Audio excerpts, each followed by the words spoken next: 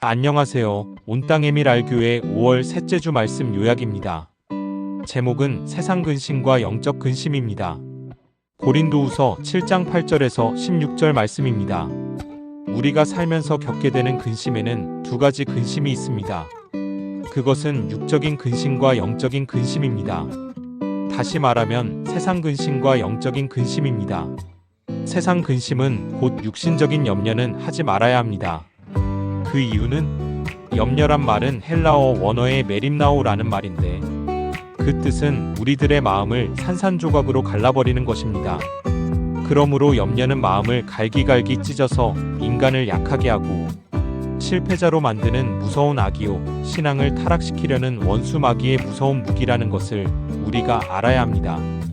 사랑하는 미랄 가족 여러분, 염려와 근심을 하나님께 맡길 수 있는 믿음을 달라고 기도하시기 바랍니다.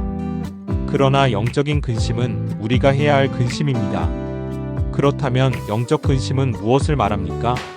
그것은 첫째, 하나님으로부터 떨어질까 염려할 줄 알아야 합니다.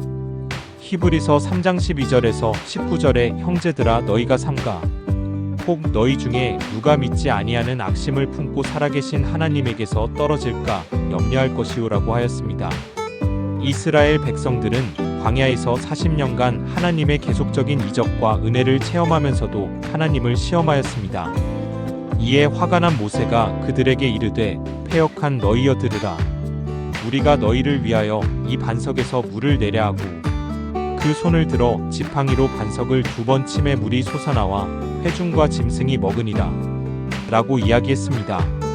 그 말 속에는 모세의 교만이 들어있었습니다. 물을 주시는 분은 하나님이십니다. 그런데 모세가 우리가 너희를 위하여 물을 내랴 라고 했습니다. 자신이 하나님의 자리에 앉은 결과가 된 것입니다. 여기에 하나님께서 진노하셨습니다. 하나님께서 모세에게 이르시되 너희가 나를 믿지 아니하고 이스라엘 자손의 목전에 나의 거룩함을 나타내지 아니한 고로 너희는 이 백성과 함께 약속의 땅으로 들어가지 못하리라 라고 하였습니다. 결국 모세가 넘어졌습니다. 그래서 가나안 땅으로 들어가지 못했습니다. 이 얼마나 두려운 사실입니까? 우리는 우리의 신앙이 교만으로 잘못될까봐 염려해야 합니다. 또한 우리의 신앙이 무디어져서 세상 염려 속에 살다가 성령의 기름 부으심이 끊어지는 것을 염려해야 합니다. 그러므로 우리는 무엇보다 자신의 영적 상태를 점검하고 염려해야 합니다.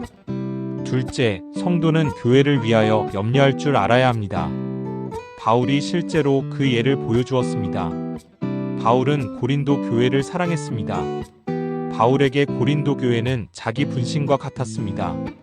하나님 앞에서 기도하며 눈물로 세운 교회입니다.